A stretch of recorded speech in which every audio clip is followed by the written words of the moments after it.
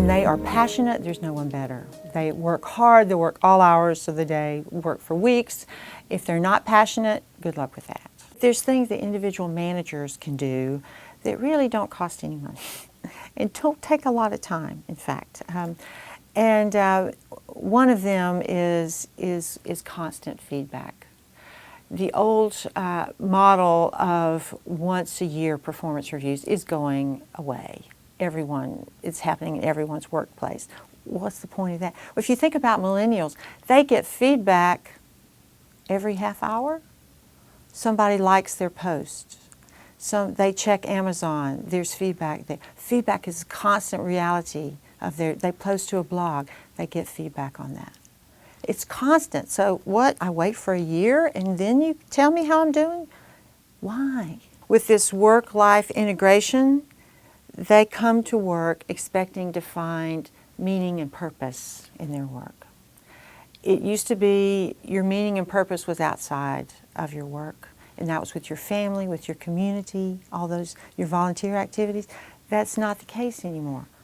People want their work to be purposeful and meaningful. What they really are looking for is challenge and recognition that they've done a good job. You can create challenge by special projects. We will staff you on a special project to do this work. If they are passionate about it, they'll work around the clock to make it happen. You can do that by lateral moves, just someone helping them manage their career, a mentor and coach, helping them gain skills that they feel like, I'm making progress. It's recognized that I'm making progress. I'm doing a better job. I'm making a difference. I see where there's a pathway for me and how to do that. So managers individually and the corporate companies need to think more creatively about how do we challenge these employees and get them owning this company, feeling like they own the company. The number one thing they want, aside from salary, is coaching and mentoring. They want someone to teach them and show them the ropes and help them be even more effective. And they don't want to just do their job and not be talked to. They want to integrate.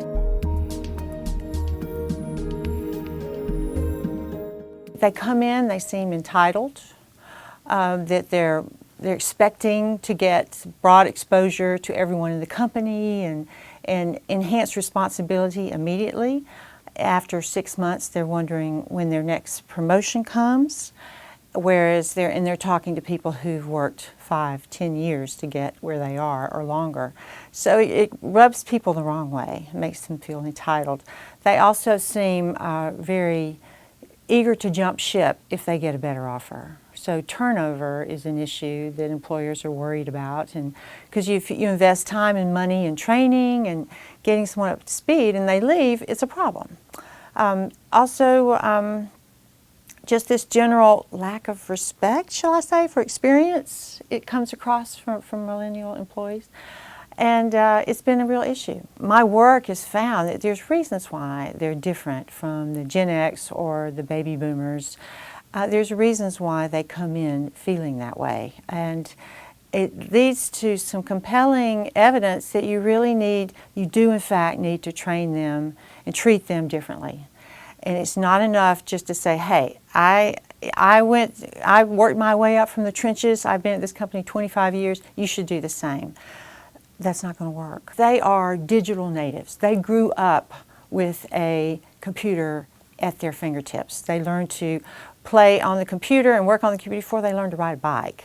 They bring in a power and that diminishes the authority in some ways of the traditional boss. Because they are, oh gosh, this kid knows more than I do. And that creates a different dynamic than has been the case in the past. So that's one, this digital native issue. They've also grown up in very turbulent times. Economically, the Great Recession of 2008 devastated this notion of loyalty from employers.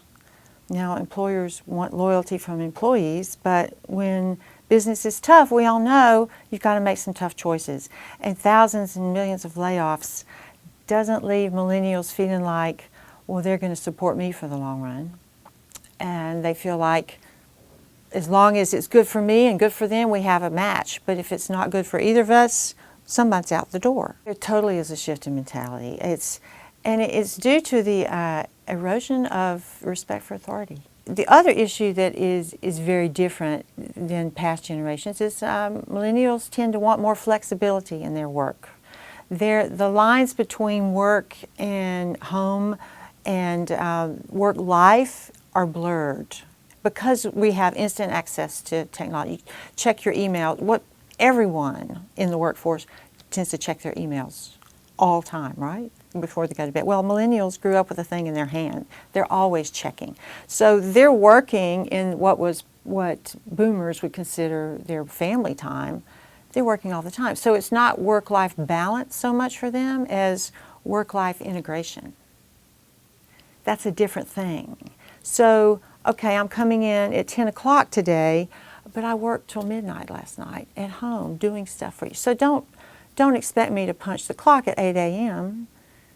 Why? Our millennials are more educated, more highly educated than any generation in the past. Far more post-secondary education for them. It also has left them with a tremendous debt burden.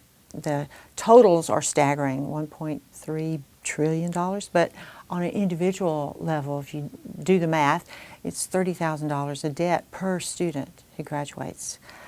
That's a significant headwind as they launch. So they find themselves more education, higher expectations, but actually the median income for millennials has fallen.